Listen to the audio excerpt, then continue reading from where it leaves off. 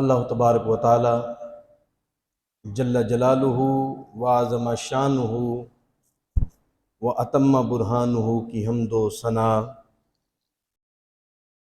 اور اس کے پیارے حبیب مکرم شفیع معظم نور مجسم مولا کل دانائے سبل ختم الرسل حسن کل اخلاق کل وارث جنا وجہ تخلیق زمین و زماں دستگیر جہاں غم گسار زماں سید سربراں حامی بے کساں خاتم النبیین رحمت للعالمین احمد مجتبی جناب حضرت محمد مصطفیٰ صلی اللہ علیہ وآلہ وسلم کی بارگاہ اقدس میں ہدیہ درود و سلام کا نذرانہ عرض کرنے کے بعد میرے نہایت ہی واجب الاحترام بزرگوں، دوستوں، عزیز بھائیوں، اللہ تبارک و تعالیٰ کا بے پناہ احسان و شکر ہے جس کی توفیق کے ساتھ جمعۃ المبارک کے دن اول وقت میں مسجد میں آنے کی توفیق ہوئی ہے۔ اللہ تعالیٰ کے حضور دعا ہے ہم سب کا یہاں بیٹھنا، سننا، سنانا اپنی بارگاہ عالیہ میں شرف قبولیت عطا فرمائے۔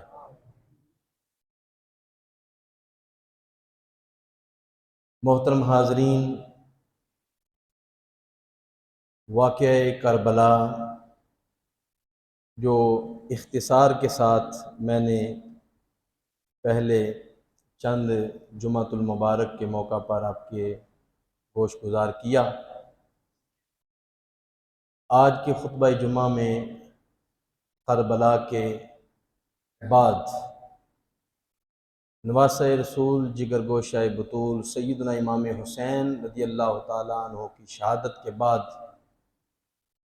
کے واقعات آپ کے سامنے عرض کروں گا۔ دعا کریں کہ اللہ تبارک و تعالی ہمیں اہل بیت کی محبت نصیب فرمائے اور جینا مرنا اہل بیت کی محبت میں عطا فرمائے۔ محترم حاضرین، اللہ تبارک و تعالی کا یہ طریقہ مبارک ہے، وہ غیروں کو چھیڑتا نہیں، اپنوں کو چھوڑتا نہیں۔ جو اس کے اپنے ہیں، جو پیارے ہیں، ان سے ضرور امتحان لیتا ہے۔ یہ سلسلہ آدم علیہ السلام سے چلا ہے۔ پہلے آدم علیہ السلام کو اللہ پاک نے جنت میں رکھا، تو پھر فرمایا جنت سے چلے جاؤ۔ آپ زمین پہ رونق افروز ہوئے۔ روایت میں آتا ہے 300 سال روتے رہے۔ اللہ تعالیٰ کو ان کا رونا اتنا پسند تھا، اتنا محبوب تھا کہ اللہ تعالیٰ کی منشا یہ تھی پہلے جنت میں رکھا ہے، اب میری بارگاہ میں آنسو بہائیں تاکہ ان کا آنسو بہانا مجھے بڑا ہی پسند ہے۔ پھر اللہ تبارک و تعالیٰ نے ان کی توبہ قبول فرمائی۔ یہ اس کا مبارک طریقہ ہے۔ اسی طرح ابراہیم علیہ السلام کو بڑھاپے کے عالم میں بیٹا عطا فرمایا اور پھر فرمایا کہ اسے ذبح کر دو۔ ابراہیم علیہ السلام نے عرض کیا مولا دیا کیوں تھا؟ اگر ذبح ہی کرنا تھا تو اللہ پاک نے فرمایا بس یہ میری مرضی ہے، تم میرے خلیل ہو، دوست ہو، بس آگے بات نہیں کرنی، میری رضا کی خاطر چھری چلا دو۔ ابراہیم علیہ السلام نے دوسری بات نہیں کی، لے کے چلے گئے۔ اسماعیل علیہ السلام ذبح ہونے کے لیے تیار ہو گئے۔ الغرض یہ سلسلہ وہاں سے چلا ہے، پھر چلتا چلتا نبیوں سے ہوتا ہوتا امام الانبیاء صلی اللہ علیہ وسلم تک پہنچا۔ تو کیا حضور علیہ السلام پر تھوڑی آزمائشیں آئی ہیں؟ کبھی بدر میں جانا پڑا، کہیں احد میں جانا پڑا، کہیں احد کے میدان میں دندان مبارک شہید ہوئے، کہیں طائف کی وادی میں لہو لہان جسم ہوا۔ تو کیا سارا جہان اللہ کا نہیں ہے؟ سارا جہان ہی اللہ کا ہے، اللہ کے محبوب کا ہے۔ اللہ چاہتا تو محبوب کو ایک کنکری بھی نہ لگتی، خون بہنا تو دور کی بات ہے، لیکن اللہ کا یہ طریقہ مبارک ہے، وہ نبیوں سے بھی امتحان لیتا ہے۔ پھر حضور علیہ الصلوۃ والسلام نے تو یہاں تک فرمایا تمام نبیوں کو اذیت پہنچی ہے اور سب سے زیادہ اذیت مجھے پہنچی ہے، سب سے زیادہ صدمے مجھے ہوئے ہیں، سب سے زیادہ تکلیفیں مجھے اٹھانی پڑی ہیں۔ میدان کربلا کی ساری تکلیفیں یہ حضور کی تکلیف ہے نا جی۔ میدان کربلا کا سارا واقعہ یہ حضور علیہ الصلوۃ والسلام پر آزمائش ہے۔ تو یہ اس کا طریقہ مبارک ہے، وہ غیروں کو چھیڑتا نہیں، اپنوں کو چھوڑتا ہی نہیں، امتحان لیتا ہے، پھر بڑے بڑے لوگوں سے بڑے امتحان لیتا ہے، اور پھر عہدے بھی بڑے دیتا ہے، انعامات بھی بڑے دیتا ہے، کیونکہ ہم بڑے کمزور ہیں۔ ہماری تو دعا یہ ہوتی ہے یا اللہ ہمیں امتحان میں نہ ڈالنا، ہم کمزور ہیں، ہمارے پہلے ہی بازو اوپر ہیں، ہاتھ اوپر ہیں، یا اللہ ہم امتحان دینے کے قابل نہیں۔ ہم یہ دعا مانگتے ہیں نا، وہ بڑے لوگ ہیں جن سے بڑے بڑے امتحان لیے گئے، لیکن الحمدللہ ساری کامیاب ہو کے دنیا سے گئے، ساری کامیاب ہو کے دنیا سے۔ اور نبی کی آل سے تو وہ امتحان لیا گیا جو نہ پہلو سے لیا گیا ہے اور نہ قیامت تک اور کسی سے لیا جائے۔ اتنا بڑا امتحان، اتنا بڑا امتحان، اللہ اکبر۔ تو محترم حاضرین، سیدنا امام حسین رضی اللہ تعالی عنہ کا امتحان تو تھا، کامیاب ہوئے، لیکن یزیدیوں نے آگے کیا کیا اور ان پر حقیقت کیسے واضح ہوئی؟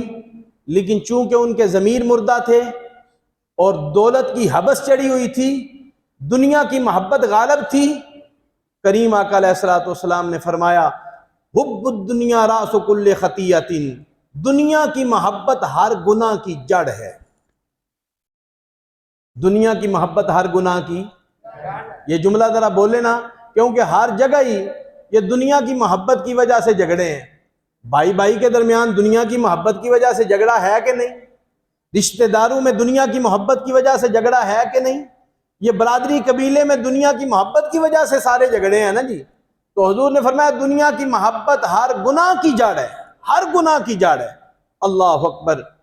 تو دنیا کی محبت کے پیچھے، دولت کے پیچھے، عہدوں کے پیچھے، دولت کے پیچھے، اقتدار کے پیچھے انہوں نے سب کچھ یہ کام کر دیا، اور انہیں یہ نظر ہی نہ آیا کہ ہم کس کو شہید کر رہے ہیں، جس نبی کا ہم کلمہ پڑھتے ہیں ان کے نواسے کو، اللہ اکبر۔ امام حسین رضی اللہ تعالیٰ عنہ کی جب شہادت ہوئی تو آپ کی عمر مبارک 56 سال تھی، 5 مہینے 5 دن، 56 سال، 56 سال آپ کی اس وقت عمر مبارک تھی۔ لیکن وہ تو تھا امتحان، لیکن بعد میں ہوا کیا؟ جب امام حسین رضی اللہ تعالیٰ عنہ کی شہادت ہوتی ہے تو آسمان پہ بالکل اندھیرا چھا گیا، پورے جہان کے اندر، اور اتنا اندھیرا چھا گیا کہ قریب کھڑا ہوا بندہ بھی نظر ہی نہیں آتا، اور تھوڑی دیر کے بعد آسمان سے خون بہنا شروع ہو گیا امام حسین کی شہادت کے بعد، اور پھر جو مٹکا دیکھتے ہیں اس کے اندر خون ہے، جو برتن گھروں میں دیکھتے ہیں اس کے اندر خون ہے، بیت المقدس کا جو پتھر اٹھاتے ہیں اس کے نیچے تازہ خون پاتے ہیں۔ سورج کو گرن لگ گیا، اندھیرا چھا گیا، جنات کے رونے کی آوازیں آئیں، اور آوازیں کیا تھی؟ جنات رو رو کے کہہ رہے تھے جن کو شہید کیا گیا ہے ان کی پیشانی کو امام الانبیاء نے بوسے دیے ہیں، ان کو بوسے دیے، ان کا چہرہ تو چاند کی طرح چمکتا ہوا تھا۔ یہ جنات کی آوازیں لوگوں نے اپنے کانوں سے سنی۔ یزیدی گروہ نے امام حسین کے لشکر میں سے ایک اونٹ پکڑ لیا، اسے ذبح کر کے تیار کر کے کھانے لگے، کڑوا ہو گیا، کھا نہیں سکے، بالکل کھا نہیں سکے۔ اور امام حسین رضی اللہ تعالیٰ عنہ کی جب شہادت میدان کربلا میں ہوتی ہے اس وقت امام حسین اکیلے میدان کربلا میں نہیں تھے، امام الانبیاء بھی موجود تھے، امام الانبیاء بھی موجود تھے۔ جامع ترمذی کے اندر حدیث پاک ہے، مشکات شریف کے اندر حدیث پاک ہے، اور بھی کئی کتب کے اندر حدیث پاک ہے۔ ایک صحابی ہیں حضرت عبداللہ بن عباس رضی اللہ تعالی عنہما، انہوں نے بھی خواب دیکھا، اور ام سلمہ رضی اللہ تعالی عنہا نے بھی خواب دیکھا کہ امام الانبیاء کے چہرے پہ گرد و غبار ہے، کپڑوں کے اوپر بھی گرد و غبار ہے۔ حضرت عبداللہ بن عباس خواب کے عالم میں عرض کرتے ہیں حضور یہ کیا معاملہ ہے؟ ام سلمہ بھی عرض کرتی ہیں حضور یہ کیا معاملہ ہے؟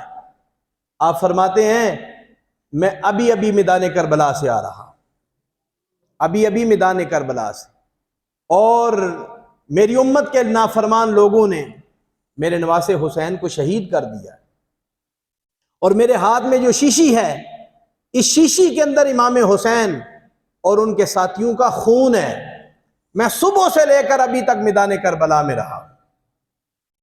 اس سے عقیدہ اہل سنت واضح ہو رہا ہے۔ 3 عقیدے یہاں سے واضح ہو رہے ہیں۔ کتنے عقیدے؟ نمبر 1 کہ امام الانبیاء اپنی قبر مبارک میں حیات ہیں، حضور اپنی قبر مبارک میں۔ نمبر 2 حضور علم بھی رکھتے ہیں کہ آج میدان کربلا میں کیا ہو رہا ہے، علم غیب بھی جانتے ہیں، یہ بھی عقیدہ اہل سنت ہے۔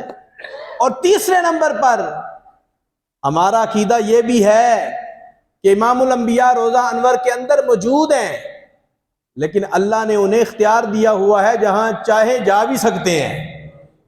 میدان کربلا میں پہنچے ہیں کہ نہیں پہنچے؟ سیدہ زینب رضی اللہ تعالی عنہ امام حسین رضی اللہ تعالی عنہ کی ہمشیرہ، آپ فرماتی ہیں جب امام حسین شہید ہو گئے، اون و محمد شہید ہو گئے، حضرت قاسم شہید ہو گئے، حضرت عباس شہید ہو گئے، دیگر سارے لوگ شہید ہو گئے، رات کا ٹائم ہے، تو رات کے وقت نہ مجھے سایہ سا نظر آیا، میں چونکہ میرے ہاتھ میں وہ خیمے کی چوب تھی، میں نے اسے پکڑا ہوا تھا، میں لاشوں پہ پہرا دے رہی تھی، سایہ نظر آ رہا ہے، چہرے پہ نقاب ہے، کوئی قریب میرے آ رہا ہے، تو میں نے کہا کہ اے آنے والے آگے نہ آنا، آگے نبی کا نواسہ حسین آرام کر رہا ہے، اون و محمد آرام کر رہے ہیں، قاسم آرام کر رہے ہیں، آگے کیوں آ رہے ہو؟ وہ آگے آنے والا بڑھتا گیا بڑھتا گیا۔ اللہ اکبر۔ سیدہ زینب رضی اللہ تعالیٰ عنہ فرماتی ہیں جب وہ قریب آئے تو میں نے کیا دیکھا اپنی آنکھوں سے؟ وہ تو امام الانبیاء تھے، حضور علیہ السلام تھے، اور امام الانبیاء صلی اللہ علیہ وسلم نے فرمایا اے میری بیٹی زینب پریشان ہونے کی ضرورت نہیں، میں تمہارا نانا محمد مصطفیٰ ہوں۔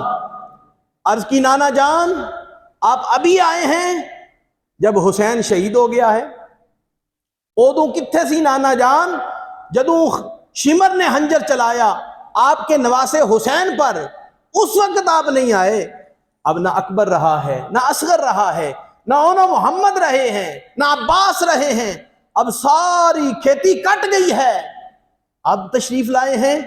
امام الانبیاء صلی اللہ علیہ وسلم نے فرمایا اے میری بیٹی زینب اب نہیں آیا، صبح سے میدان کربلا میں، صبح سے میدان کربلا میں ہوں، میری آنکھوں کے سامنے، میری نگاہوں کے سامنے قاسم شہید ہوا، میں دیکھتا رہا، عباس شہید ہوا، میں دیکھتا رہا، اصغر شہید ہوا، میں دیکھتا رہا، اکبر شہید ہوا، میں دیکھتا رہا، میرا لاڈلا حسین شہید ہوا، میں دیکھتا رہا۔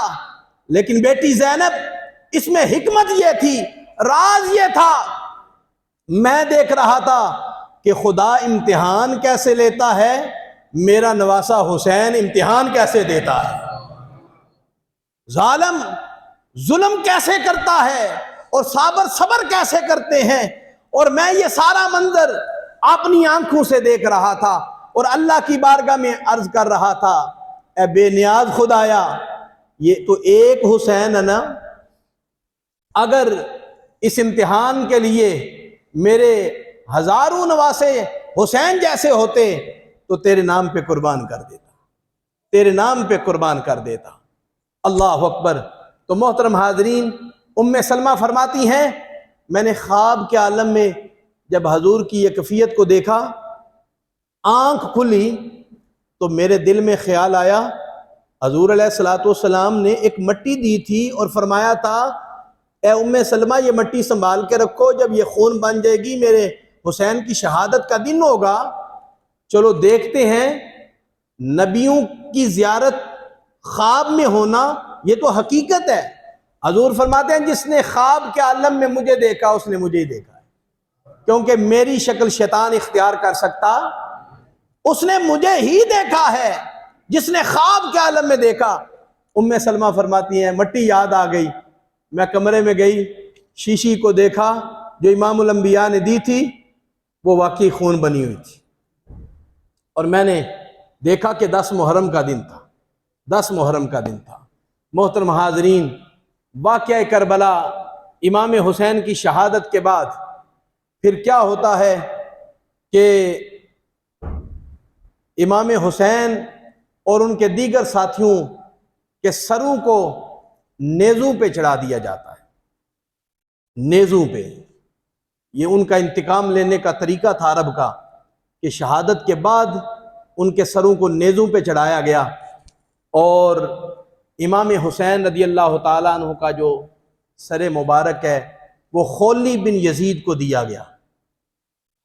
خولی بن یزید وہ سر مبارک نیزے کی نوک پہ چڑھا کے لے کے آ رہا ہے، ساتھ اس کے فوجی بھی ہیں، فوج کے پیرے میں امام حسین کا سر مبارک جا رہا ہے، دوسرے سر بھی جا رہے ہیں، کہیں اونو محمد کا سر مبارک، کہیں حضرت عباس کا سر مبارک، کہیں ابو بکر بن علی کا سر مبارک، کہیں عمر بن علی کا سر مبارک، کہیں عثمان بن علی کا سر مبارک، کہیں حضرت قاسم کا سر مبارک، اور سب کے سر مبارک کو نیزے کے اوپر چڑھایا ہوا ہے۔ خولی بن یزید کے پاس تیرے اور میرے نبی کے نواسے حسین کا سر مبارک ہے۔ راستے میں ایک راہب تھا، اگرچہ وہ مسلمان نہیں تھا، لیکن یہ اپنے نصیب ہوتے ہیں، جس کے مقدر میں اسلام لکھا ہو اللہ اس کو نصیب فرما دیتا ہے۔ 15 صدیوں کے بعد آپ کے نصیب چمک رہے تھے، آپ کو حضور کا کلمہ نصیب ہو گیا ہے، اور جن کے مقدر نہیں تھا، جن کے نصیب ماڑے تھے، انہوں نے حضور کو دیکھا بھی ہے، اس کے باوجود بھی حضور کا کلمہ نصیب راہب تھا، اگرچہ وہ مسلمان نہیں تھا، اس نے امام حسین کے سر مبارک کی زیارت کی اور باغ باغ ہو گیا اور چہرہ چمک رہا ہے۔ اللہ اکبر۔ خولی بن یزید اس کے جو اس کا رب کا عبادت خانہ تھا اس کے پاس جا کے ٹھہرا۔ رب نے امام حسین کا سر دیکھا نا، چاند سا چہرہ ہے، چہرے سے نور نکل رہا ہے اور اتنا پیارا خوبصورت چہرہ۔ رب نے کہا اے خولی بتا یہ سر مبارک کس کا ہے؟ خولی نے کہا حسین ابن علی کا۔ رب نے کہا وہی علی جو تمہارے نبی کے داماد ہیں؟ کہنے لگا ہاں ہاں وہی علی۔ رب نے کہا پھر ایسے کیوں نہیں کہہ دیتے ہمارے نبی کے نواسے کا سر مبارک ہے، سیدہ فاطمہ الزہرا کے لخت جگر کا سر مبارک ہے، اس طرح کیوں نہیں کہتے؟ اللہ اکبر۔ راہب کو پیار آیا، محبت آ گئی، دل میں امام حسین کا پیار نصیب ہو گیا۔ کہنے لگا اے خولی میں تجھے 10,000 درہم دیتا ہوں، ایک رات امام حسین کا سر مبارک مجھے دے دے۔ ایک رات۔ جنہوں نے پیسوں کے بدلے ایمان بیچا تھا کب انکار کرتے؟ اس نے فوراً کہا ٹھیک ہے۔ رب نے سر مبارک لیا، سامنے رکھا اپنے عبادت خانے کے اندر، ساری رات امام حسین کے سر مبارک کے سامنے کھڑے ہو کے ادب کے ساتھ درود پاک پڑھتا رہا، ادب کے ساتھ کھڑا رہا، محبت کے ساتھ چہرہ دیکھتا رہا۔ پچھلی رات آئی، پچھلی رات بڑے کرم ہوتے ہیں، पिछली राती रहमत रब दी करे बुलंद आवाजा, बख्शिश मंगन वाले कारण खुला है दरवाजा। जब पिछली रात आती है अल्लाह की रहमत बरसती है। रब जो अंदर बैठा था इबादत खाने के अंदर, इमाम हुसैन की पेशानी से नूर निकला, पूरे इबादत खाने को रोशन कर गया। राहब के जिस्म पे कब कभी तारी हो गई और उसने बावाज़े बुलंद कहा, या हुसैन आप जिंदा हैं, आप जिंदा हैं, मैं आपको गवाह बना के आपके नाने मुस्तफ़ा का कलमा पढ़ता हूँ, अशहदु अल्ला इलाहा इल्लल्लाह व अशहदु अन्ना मुहम्मदन अब्दुहु व रसूलुहु। उसने कलमा पढ़ लिया, मुसलमान हो गया। सुबह हुई, सरे मुबारक वापस करने लगा, उसकी आंखों में आंसू बह रहे थे, दिल गमों से भरा हुआ था। 10,000 दिनार उसने दिरम गिन के दिए।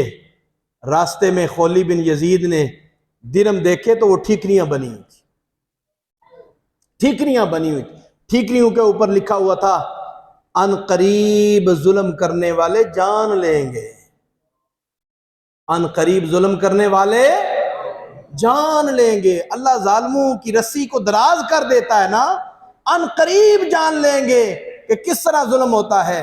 और दूसरी जानब लिखा था कि अल्लाह ताला को जालिमों के किरदार से गाफिल मत जानो, अल्लाह ताला को जालिमों के किरदार से गाफिल मत जानो, अल्लाह सब कुछ देख रहा है, देख रहा है, अल्लाह सब कुछ देख रहा है।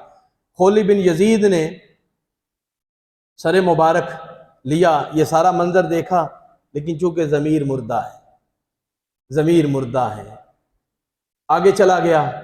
चलते चलते जब वो इमाम अली मुकाम का सरे मुबारक लेके जा रहा है तो रास्ते में एक इलाका आया कि एक बाबा जी ने देखा इमाम ज़ैनुल आबिदीन को हथकड़ियाँ लगी हुई हैं, पाँव में बेड़ियाँ हैं, साथ मस्तूरात भी हैं, साथ औरतें भी हैं, सईदा ज़ैनब भी है, इमाम हुसैन की अज़वाज भी हैं, इमाम हुसैन की बेटी सकीना भी है, मस्तूरात भी हैं।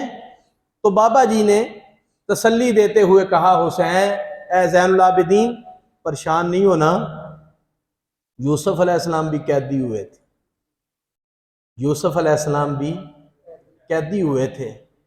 इमाम ज़ैनुल आबिदीन फरमाने लगे, बाबा जी तसल्ली देने का शुक्रिया, लेकिन एक बात याद रखना, कैद यूसुफ दी ते कैद आबद दी एदे विच फर्क हज़ारां।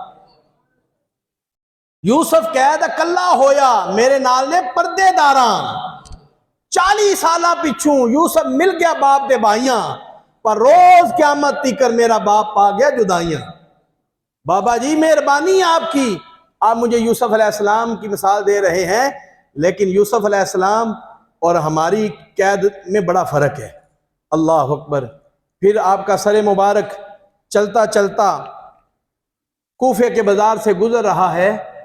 हज़रत ज़ैद बिन अरकम साहबी फरमाते हैं, मैं रास्ते में खड़ा था तो हुसैन के लब हिल रहे थे।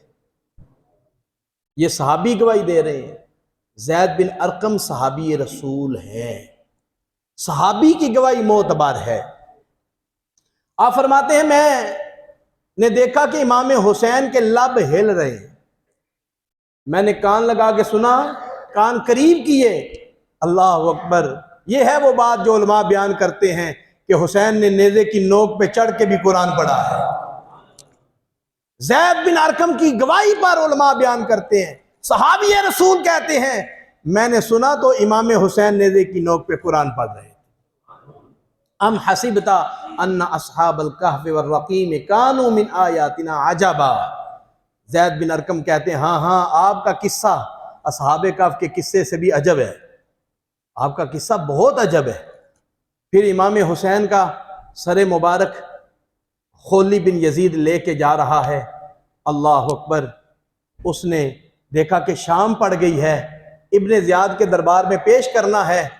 वो घर में ले गया, तनूर बुझा हुआ था, उसने इमाम हुसैन का सर छुपा के रखा। छुपाया क्यों? उसकी बीवी मुहिब्बे अहले बैत, उसकी बीवी حضور کی آل کا احترام کرنے والی تھی، حضور کی اہل بیت سے محبت کرنے والی تھی۔ اس نے امام حسین کا سر مبارک چھپایا اور اپنی بیوی سے کہنے لگا کھانا لاؤ۔ بیوی نے کہا کہاں سے آئے ہو؟ اس نے کہا یزید کے خلاف لوگوں نے بغاوت کی ہے اور میں ایک باغی کا سر لے کے آیا ہوں۔ کھولی کی بیوی خاموش ہو گئی، اسے دکھایا نہ گیا، کھانا کھایا، وہ بدبخت سو گیا۔ کھولی کی بیوی تہجد کے وقت اٹھی، تہجد گزار تھی، اہل بیت سے پیار کرنے والی تھی، محبت کرنے والی تھی۔ اس نے کیا منظر دیکھا کہ تنور سے آسمان تک روشنی ہی روشنی ہے، نور ہی نور ہے۔ اس کے دل میں پہلے خیال آیا تنور تو میں بجھا کے سوئی تھی، یہ روشنیاں کہاں سے آ رہی ہیں؟ وہ رات کے وقت اٹھی، تنور کے قریب گئی نا، تو کتابوں میں موجود ہے تنور کے چاروں کنارے 4 عورتیں بیٹھی ہوئی تھی، اور ایک کہہ رہی تھی اے میرے بیٹے حسین، قیامت کے دن میں تیرا انصاف ضرور لوں گی، عرش کا کنارہ نہیں چھوڑوں گی جب تک اللہ کے حضور تیرا انصاف نہ لے لوں۔ خولی بن یزید کی بیوی بے ہوش ہو گئی، تھوڑی دیر کے بعد ہوش آیا تو غیب سے صدا آ رہی ہے کہ خاوند کے گناہ کے اندر تم شامل نہیں ہو، خاوند کے گناہ کی وجہ سے تمہیں پکڑا نہیں جائے گا، اور یہ جو عورتیں تم دیکھ رہی ہو جانتے ہو یہ کون ہے؟ ان میں ایک خدیجہ الکبریٰ ہے، ان میں ایک فاطمہ الزہرا ہے، ان میں حضرت مریم ہے اور ایک حضرت آسیہ ہے۔ اللہ اکبر، تمہیں پریشان ہونے کی ضرورت نہیں۔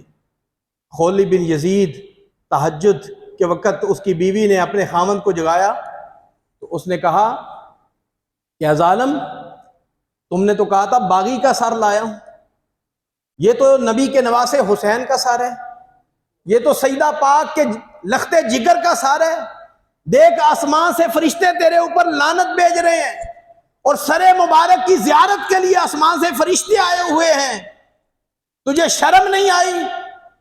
خولی بن یزید کی بیوی محب اہل بیت تھی، اس نے کہا اب تیرا میرا تعلق ختم ہو گیا ہے، اب میں تیرے گھر میں رہنے کے لیے تیار نہیں ہوں، تم نے فاطمہ کے گھر کو اجاڑا ہے، اللہ کرے تیرا گھر اجڑ جائے۔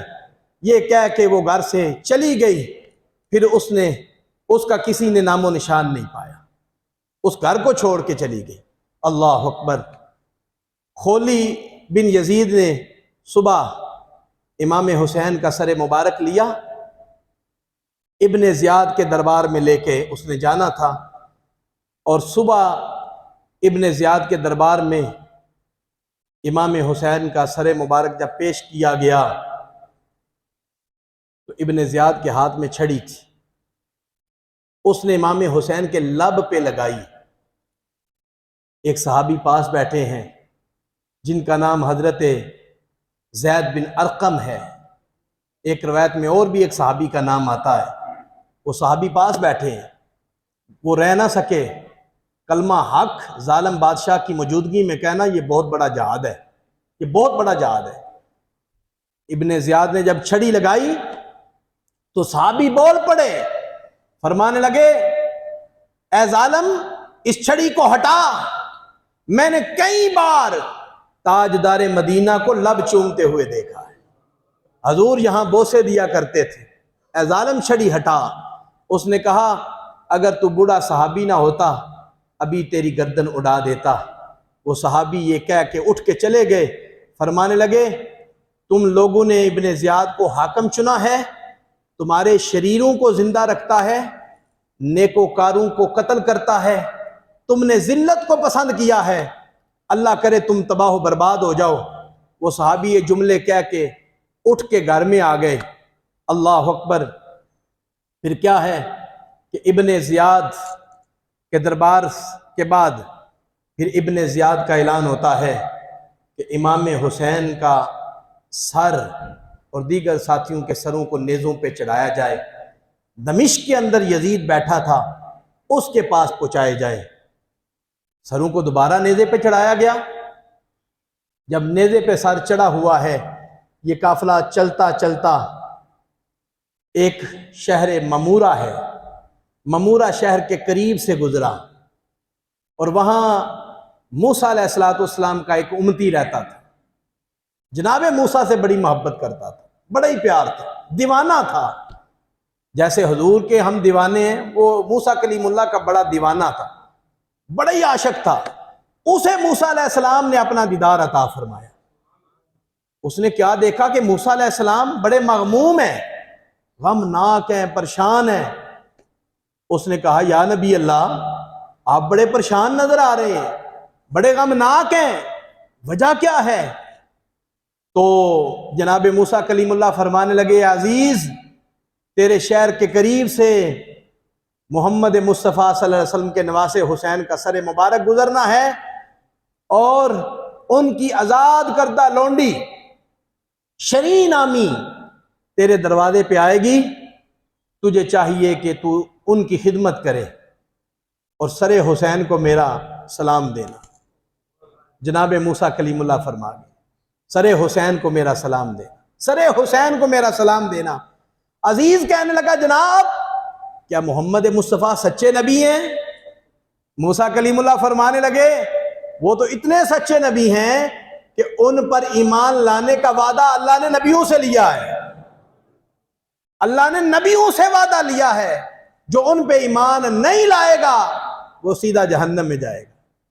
عزیز بن نحور نے جب خواب کے عالم میں یہ سارا منظر دیکھا تو پھر صبح کے وقت قافلہ گزرنے لگا، شریں نامی لونڈی حاضر ہوئی، کہنے لگی حضور امام حسین کی یہ لونڈی تھی، کسی دور میں امام حسین نے آزاد کر دیا تھا، اب وہ اس کو پتہ چلا یہ معاملہ ہو گیا ہے، یہ سارا وقوع ہو چکا ہے، وہ آپ کے دربار میں حاضر ہوئی سیدہ زینب کے قدموں میں کہ سیدہ پاک میرے پاس کچھ زیور ہے، اگر آپ اجازت دیں تو میں اس کو بیچ کے آپ کے لیے کپڑے لے آؤں۔ سیدہ زینب نے اجازت دے دی۔ شریں نامی خاتون جب وہ دروازے پہ گئیں اتنی دیر میں عزیز دروازے پہ آ چکا تھا، وہ ممورہ کے علاقے کا حاکم تھا، بادشاہ تھا۔ جو ہی شریں نے دروازے پہ دستک دی، اندر سے آواز آئی اے شریں ٹھہرو میں دروازہ کھولتا ہوں، اے شریں ٹھہرو میں دروازہ کھولتا ہوں۔ شریں حیران ہو گئی، میں اس علاقے کی رہنے والے نہیں ہوں، میرا نام یہ بندہ کیسے جانتا ہے؟ جب دروازہ کھلا شریں نے سب سے پہلے سوال یہ کر دیا کہ حضور آپ سے میری زندگی میں کبھی ملاقات نہیں ہوئی، آپ میرا نام کیسے جانتے ہیں؟ فرمانے لگے پریشان ہونے کی ضرورت نہیں، تیرا نام موسیٰ کلیم اللہ بتا گئے، موسیٰ کلیم اللہ بتا گئے۔ تو پھر عزیز حاضر ہوا، اس نے تحفے تحائف پیش کیے، خود بھی امام حسین کے قدموں میں حاضر ہوا، حضرت موسیٰ کلیم اللہ کا امام حسین کی بارگاہ میں سلام عرض کیا، عقیدت و محبت کا اظہار کیا۔ تو پھر حضرت شہر بانو نے کہا کہ میرا جی چاہتا ہے کہ شریں کا نکاح عزیز سے کر دیا جائے۔ تو شریں نے کہا میں تو آپ کے قدموں میں رہنا چاہتی ہوں، لیکن شہر بانو کے اصرار پر پھر شریں نے اس نکاح کو قبول کر لیا، عزیز کے ساتھ شریں کا نکاح کیا گیا۔ تو پھر یہ قافلہ وہاں سے آگے گزرا، ایک راستے میں ایک بی بی خاتون بزرگ وڈیری مائی زیادہ عمر تھی، وہ راستے میں آ گئی۔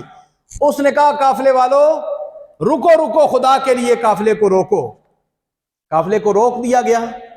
اس نے کہا جو قیدیوں کی سپہ سالار ہے، قیدیوں کی جو سپہ سالار ہے اس عورت کے پاس مجھے لے چلو۔ لوگوں نے اجازت دی، بوڑھی عورت تھی، اس کو لے گئے سیدہ زینب کے پاس۔ سیدہ زینب کے پاس جا کے اس نے کوئی روٹیاں تھیں، جو تحفے تحائف تھے اس نے پیش کیے، اور سیدہ زینب فرمانے لگی بی بی ذرا اپنا تعارف تو کرا، تو کون ہے؟ اس کا تعارف بڑا عجیب تعارف ہے۔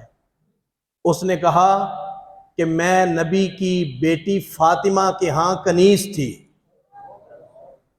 میں ان کے ہاں گھر میں کام کرتی تھی، کپڑے دھوتی تھی، برتن دھوتی تھی۔ تو جب میں گھر سے واپس آنے لگی تو مجھے سیدہ نے ایک نصیحت کی تھی کہ اے بی بی صاحبہ جہاں بھی کوئی قیدی ملے نا ان کی خدمت ضرور کرنا، جہاں بھی کوئی قیدی ملے ان کی خدمت ضرور کرنا۔ زندگی گزر گئی ہے، آج تک قیدی اس رستے سے مجھے کوئی نہیں ملا۔ سیدہ کی نصیحت میرے دل میں اتری ہوئی ہے، اور سیدہ نے فرمایا تھا جہاں قیدی ملے ان کی خدمت ضرور کرنا۔ میں انتظار کرتی کرتی بوڑھی ہو گئی ہوں، آج وہ وقت آن پہنچا ہے، اللہ کا شکر ہے مجھے قیدی مل گئے ہیں، میں سیدہ کی نصیحت پہ عمل کرنے لگی ہوں۔ پر یہ بتائیں اے قیدیو آپ کون ہیں؟ اللہ اکبر، آپ کون ہیں؟ ذرا اپنا تعارف بھی تو کرا دیں۔ سیدہ زینب رضی اللہ تعالی عنہا فرمانے لگی بی بی جس فاطمہ کا تم نے نام لیا ہے نا وہ فاطمہ میری ماں ہے۔ اللہ اکبر، وہ فاطمہ میری ماں ہے۔ بی بی ڈارے مار کے رونے لگی اور کہا بی بی میں ان کی بیٹی فاطمہ کی بیٹی زینب ہوں، اور سامنے جو نیزے پہ سر نظر آ رہا ہے وہ سیدہ فاطمہ کے بیٹے حسین کا سر ہے۔ بی بی نے جب سنا تو بی بی بے ہوش ہو گئی، تھوڑی دیر کے بعد ہوش آیا تو سیدہ زینب سے عرض کرتی ہے کہ اے سیدہ پاک میرے حق میں دعا فرمائیں۔ سیدہ نے اس کے سر پہ ہاتھ رکھا، بڑی دعائیں دیں، اس عورت کی حالت بگڑ گئی، چند لمحوں کے اندر وہیں اس کا انتقال ہو گیا، وہیں انتقال ہو گیا۔ پھر یہ قافلہ آگے چلا، چلتا چلتا پھر ایک پادری کا راہب عبادت خانہ بھی آیا، تو اب شمر کی ڈیوٹی لگ گئی۔ آگے شمر کو سر پیش کیا گیا کہ یزید کے دربار میں تم نے لے کے جانا ہے۔ راستے میں ایک پادری کا عبادت خانہ آیا تو یہ شمر کہنے لگا کہ رات کا ٹائم ہے، ابھی ادھر تھوڑا سا آرام کر لیں، صبح یزید کے دربار میں چلیں گے، اب دمشق قریب ہے۔ اس پادری نے امام حسین کے سر مبارک کی زیارت کی تو قربان ہو گیا۔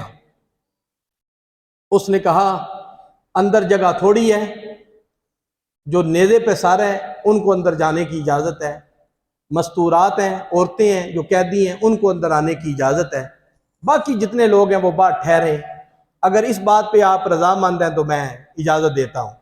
انہوں نے کہا ہم رضامند ہیں، ٹھیک ہے، ہمارے قیدی محفوظ ہو جائیں اور یہ سر محفوظ ہو جائیں، ہماری خیر ہے، ہم باہر آرام کر لیتے ہیں۔ پادری نے پچھلی رات کو منظر دیکھا، وہی جو پہلے راہب نے دیکھا تھا، امام حسین کی پیشانی سے نور نکلنے لگا، نور نکلنے لگا۔ اس پادری کے نصیب بھی اچھے تھے، اسے بھی امام الانبیاء کا کلمہ نصیب ہوا ہے، امام الانبیاء کا اس نے کلمہ پڑھا ہے۔ وہ کلمہ پڑھ کے صبح کے وقت انہوں نے امام حسین کا سر مبارک لیا، چلتے چلتے یزید کے دربار میں جب پہنچتے ہیں، چند آدمی پہلے چلے گئے، ان میں زہر بن قیس تھا جو سب سے پہلے پہنچا۔ یزید نے کہا کیا خبر لائے ہو؟ اس نے کہا فتح نصرت کی خبر لائے۔ امام حسین 19 اہل بیت اور 72 ساتھیوں سمیت میدان کربلا میں اترے۔ ہم نے بیعت پہ مجبور کیا، یزید کی بیعت قبول کرو، انہوں نے انکار کیا، ہم نے ان پہ حلہ بول دیا اور پھر ہم نے سب کو شہید کر دیا، سب کو قتل کر دیا۔ اس وقت ان کے لاشیں برہنہ پڑے اور ان کے جسم دھوپ کی شدت کی وجہ سے اور گرمی میں پڑے ہوئے ہیں، اور میدان کربلا میں ان کے لاشیں بے گور و کفن پڑے۔ یزید نے جب یہ سنا پریشان ہو گیا، یہ معاملہ کیا بنا ہے؟ وقتی طور پہ اس نے لعنت بھی بھیج دی، اس نے کہا ابن زیاد پر لعنت ہو جس نے یہ سارا کام کر دیا، اگر میں وہاں ہوتا تو پھر یہ کام میں نہ کرتا۔ اسے پتا تھا اب جو ہونے والا ہے۔ اللہ اکبر۔ یزید کے دربار میں امام حسین رضی اللہ تعالی عنہ کا سر مبارک جب رکھا گیا تو جو لوگ جن کے دلوں میں غرور ہوتا ہے، تکبر ہوتا ہے، وہ تکبر ان کا بڑھتا ہی جاتا ہے، بڑھتا بڑھتا ہی جاتا ہے۔ جو ہی اس نے امام حسین کا سر دیکھا نا، پھر اس کا غرور ابھرنے لگا، وہ تکبر کے لہجے میں کہنے لگا، سیدہ زینب کی طرف مخاطب ہو کے کہنے لگا، دیکھو اللہ نے ہمیں کیسی شاندار فتح دی ہے اور تمہیں سب کو قتل کر دیا ہے، یہ اللہ کی کرم نوازیاں ہیں ہم پر۔ سیدہ زینب جن کی آنکھوں کے سامنے یہ سارا منظر ہوا تھا، اللہ اکبر، چہرے پہ نقاب ہے، سیدہ کھڑی ہوتی ہیں، ایک نبینے صحابی بھی بیٹھے ہوئے ہیں، وہ کہتے ہیں جو ہی سیدہ نے خطبہ پڑھا نا، خدا کی قسم ایسا خطبہ پڑھا، پہلے اللہ کی حمد بیان کی، پھر نانا مصطفیٰ پہ درود و سلام پڑھا۔ حوصلوں کی ضرورت ہے، جو کام حوصلے کے ساتھ ہوتے ہیں ان میں برکت ہوتی ہے۔ اتنا بڑا وقوع ہونے کے باوجود بھی سیدہ کا حوصلہ کتنا بلند ہے کہ درود و سلام بھی پڑھا، اللہ کی حمد بھی بیان کی۔ جو نبینا صحابی تھے نا، وہ فرماتے ہیں میں نے کہا کہ علی شیر خدا آ گئے ہیں، بالکل علی شیر خدا جیسی آواز تھی، اتنی جرت والی آواز یزید کے دربار میں۔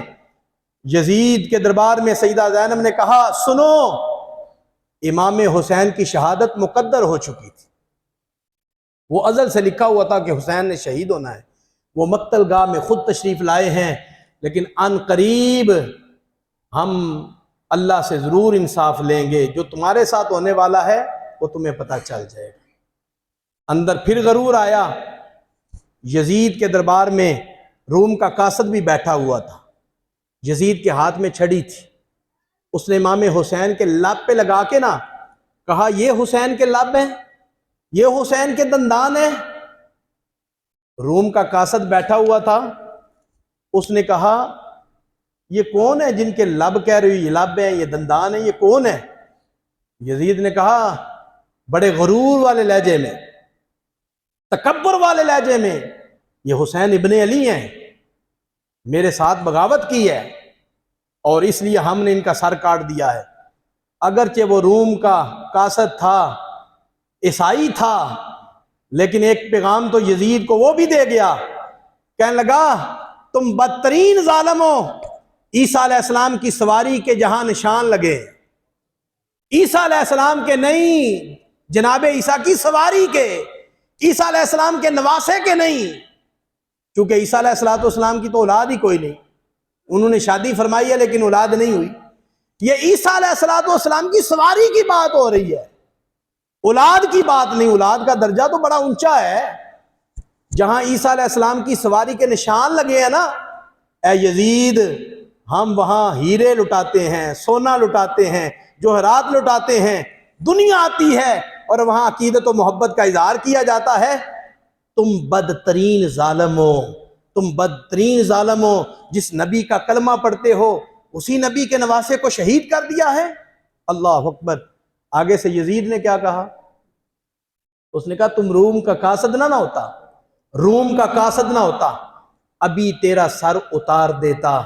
اس نے پھر کہا تمہیں روم کے قاصد کا لحاظ تو ہے، نبی کے نواسے کا لحاظ ہی کوئی نہیں۔ شرم نہیں آتی یہ جملے بولتے ہوئے؟ روم کے قاصد کا پاس تو ہے نہیں، پاس تو جس نبی کا تم نے کلمہ پڑھا ہے اس نبی کے نواسے کو شہید کرنے میں کوئی تمہیں شرم نہیں آئی؟ یزید نے دیکھا نا کہ مسلمان تو مسلمان رہے، عیسائی بھی مجھے لان تان کر رہے ہیں۔ یزید اپنے گھر میں چلا گیا، امام حسین کے سر مبارک کو لے کے خود بھی پیٹا، یزید کے گھر والے بھی پیٹے۔ پیٹنا یہ حسینیوں کی علامت، بولیے نا، پیٹنا یہ حسینیوں کی علامت، یہ یزیدیوں کی علامت ہے۔ آج تو شیعہ حضرات بھی اس بات کو تسلیم کر رہے ہیں، ان کے جو بڑے سمجھدار لوگ ہیں وہ مان رہے ہیں یہ پیٹنا حسینیوں کی علامت ہے، یہ یزیدیوں کی علامت ہے۔ سیدہ زینب نے نہیں پیٹا، بلکہ سیدہ زینب کے تو لفظ موجود ہیں جو اخبار ماتم کے اندر موجود ہے، شیعہ کی کتاب ہے۔ سیدہ زینب فرمانے لگی ظالموں، آپ ہی شہید کر کے آپ ہی پیٹتے ہو، جاؤ انشاءاللہ قیامت تک پیٹتے رہو، قیامت تک پیٹتے، مظلوم کی دعا رد نہیں جاتی۔ اس لیے جو پیٹتے ہیں وہ خود خیال کیا کریں، ہم حسینیوں کا کردار ادا نہیں کر رہے، ہم یزیدیوں کا کردار ادا کر رہے ہیں۔ آخر پھر امام زین العابدین سے یزید کہنے لگا کہ اے زین العابدین، جو ہونا تھا وہ تو ہو گیا ہے، اب بتائیں میرے لیے کیا حکم ہے؟ امام زین العابدین فرمانے لگے مجھے تجھ سے کوئی امید نہیں ہے۔ یزید نے کہا نہیں، بات کرو میں پوری کروں گا۔ امام زین العابدین نے کہا پھر 4 میری باتیں ہیں، چاروں مان لو۔ نمبر 1، میرے باپ کے قاتل میرے حوالے کرو، میں خود قتل کروں۔ اب یزید پوچھنے لگا کون قاتل ہے؟ کسی نے کہا شمر بگڑ گیا، کسی نے کسی کا نام لیا، کسی نے کسی کا نام لیا۔ ایک بندہ بڑا دلیر نکلا، اس کا نام تھا حسین بن نمیر، سواد کے ساتھ حسین بن نمیر۔ وہ بڑا دلیر آدمی تھا۔ اس نے کہا یزید مجھے پناہ دی جائے تو میں بتاؤں حسین کا قاتل کون ہے؟ یزید نے کہا بتاؤ۔ اس نے کہا قاتل وہی ہے جو عہدوں کا لالچ دیتا رہا، جو پیسوں کا لالچ دیتا رہا، جو نوکریوں کا لالچ دیتا رہا، وہ حسین کا قاتل ہے۔ یزید نے کہا وہ کون ہے؟ اللہ اکبر، اس بندے کی جرت کو سلام ہے۔ اس نے کہا انت یزید، وہ تم ہو اور کوئی نہیں۔ یہ ظالم بادشاہ کے سامنے حق کا جملہ، کلمہ حق ہے نا، یہ بہت بڑا جہاد ہے۔ امام زین العابدین سے کہنے لگا حضور قتل والا معاملہ تو یہ ابھی رہنے دیں، اور دوسرے 3 وعدے پورے کرتا ہوں۔ امام زین العابدین نے کہا آج جمعے کا دن ہے، دمشق کی جامع مسجد میں مجھے خطبہ دینے دے۔ اب یزید پھر سوچنے لگ گیا اگر خطبہ دینے کا کہہ دیا تو یہ معاملہ تو بگڑ جائے گا۔ یزید نے کہا نہیں، خطبہ جمعے کا میں ہی پڑھوں گا۔ اب لوگ بھی کھڑے ہو گئے، انہوں نے کہا نہیں خطبہ یزید نہیں پڑھے گا، فصاحت بلاغت نبی کے خاندان کی آلہ ہے، زین العابدین کا خطبہ ہم سنیں گے۔ لوگوں کے اصرار پر امام زین العابدین نے خطبہ پڑھا، اس درد کے ساتھ خطبہ پڑھا، وہ درد وہ لفظ نہیں میرے پاس، اس شان کے ساتھ خطبہ پڑھا کہ پوری جامع مسجد دمشق کی آنسو بہا رہی ہے۔ پھر تیسرا پیغام یہ تھا کہ یہ شہداء کے سر مجھے دیے جائیں، میں ان کے جسموں کے ساتھ رکھ کے انہیں دفن کروں۔ اور چوتھا پیغام یہ ہے کہ ہمارے ساتھ کوئی بندہ بھیجا جائے، ہمیں حفاظت کے ساتھ ہمیں مدینہ پاک پہنچایا جائے۔ امام زین العابدین پھر مدینہ پاک کی طرف رواں دواں ہوتے ہیں۔ محترم حاضرین، جب یہ مدینے سے قافلہ چلا تھا اس وقت کیسی شان تھی، آج مدینے میں داخل ہو رہا ہے، مدینے کے ذروں نے، مدینے کے در و دیوار نے بھی پوچھا ہوگا اے سیدہ زینب بتاؤ حسین کہاں چھوڑ کے آئے ہو؟ علی اکبر کہاں ہے؟ علی اصغر کہاں ہے؟ اون محمد کہاں ہے؟ عباس کہاں ہے؟ قاسم کہاں ہے؟ دیگر جو ساتھ گئے تھے وہ کہاں چھوڑ کے آ گئے؟ اللہ اکبر۔ یہ لٹا ہوا قافلہ مدینہ پاک میں واپس پہنچتا ہے تو پھر مدینہ پاک کے اندر اپنی زندگی بقایا امام زین العابدین گزارتے ہیں۔ محترم حاضرین، یہ امتحان تھا، اور امتحان کے اندر نبی کی آل کو چنا گیا ہے۔ یہ اتنا بڑا امتحان کوئی بھی دے نہیں سکتا تھا۔ اللہ پاک نے اپنے محبوب سے فرمایا تھا کہ محبوب میں نے آدم سے بھی امتحان لیا ہے، میں نے ابراہیم سے بھی امتحان لیا ہے، میں نے زکریا سے بھی امتحان لیا ہے، اور ایک بڑا امتحان میں نے لینا ہے، اور بڑے امتحان کے لیے مجھے آپ کی آل پسند ہے۔ حضور نے عرض کیا مولا اگر میری آل پسند ہے تو میری آل حاضر ہے۔ اللہ پاک نے حضور کی آل کو چنا تھا اس بڑے امتحان کے لیے، اور بڑے لوگوں کو چنا جاتا ہے پھر ان کو انعام بھی بڑے بڑے دیے جاتے ہیں۔ حضور کی آل کو مجبور مت سمجھنا، وہ مجبور نہیں تھے، وہ امتحان دینے کے لیے گئے تھے۔ طاقت ہوندیاں زور نہیں لایا، بیٹھے من رضائیں، طاقت ہوندیاں زور نہیں لایا، بیٹھے من رضائیں، دنیا اتوں پیاسے گئے دین دنیا دے سائیں۔ طاقت تھی لیکن اللہ رب العزت کی بارگاہ میں حضور نے دعا مانگی ہوئی تھی اے اللہ حسین کو صبر بھی دینا اور اجر بھی دینا، حسین کو صبر بھی دینا۔ 15 صدیوں کے بعد لوگوں نے واقعہ کربلا کے اندر کئی کہانیاں ڈال ڈال کے اس واقعے کو خراب کیا ہوا ہے۔ کہیں تو یزید کی بھی تعریف کر رہے ہیں، کرتے ہیں کہ کوئی نہیں کرتے؟ میرے پاس کلپ موجود ہیں کہ یزید کی بھی تعریف ہو رہی ہے، اور کہیں یوں بھی کہہ دیتے ہیں کہ دونوں شہزادے ہیں، وہ بھی شہزادے ہیں، یزید بھی ٹھیک ہے وہ بھی ٹھیک تھے۔ نہیں بھائی، راستہ ایک ہی ہے، دونوں راستے ٹھیک نہیں ہو سکتے، ایک رحمان والا ایک شیطان والا۔ رحمان والے پہ چلو گے تو حق کا راستہ ہے، شیطان والے پہ چلو گے جو باطل راستہ ہے۔ یہ واقعہ کربلا کے بعد جو چند واقعات تھے جو حقیقت پہ مبنی تھے وہ میں نے آپ کے سامنے عرض کیے ہیں۔ آئندہ جمعۃ المبارک کے موقع پر ذہن میں یہ بھی خیال آتا ہے، جنہوں نے اتنا بڑا ظلم کیا ہے، آخر ان کے ساتھ بھی کوئی معاملہ ہوا کہ نہ ہوا؟ اللہ تبارک و تعالیٰ نے انہیں وہ سزائیں دلوائیں آپ سوچ بھی نہیں سکتے۔ ان کی جو سزائیں ہیں امام حسین کے قاتلوں کے ساتھ کیا ہوا ہے وہ آئندہ جمعۃ المبارک کے موقع پہ عرض کروں گا۔ اور یزید کیا تھا، یزید کا کردار بھی آپ کے سامنے، کہ واقعہ کربلا تک اس کا ظلم محدود نہیں رہا، آگے بھی بڑھا ہے۔ جو اس نے آگے ظلم کیے ہیں وہ بھی بڑے بڑے ظلم اس نے کیے ہیں، وہ آئندہ جمعۃ المبارک کے موقع پر عرض کروں گا۔ اللہ تعالیٰ کے حضور دعا ہے ہمیں امام حسین کی غلامی میں رکھے۔ وآخر دعوانا ان الحمدللہ۔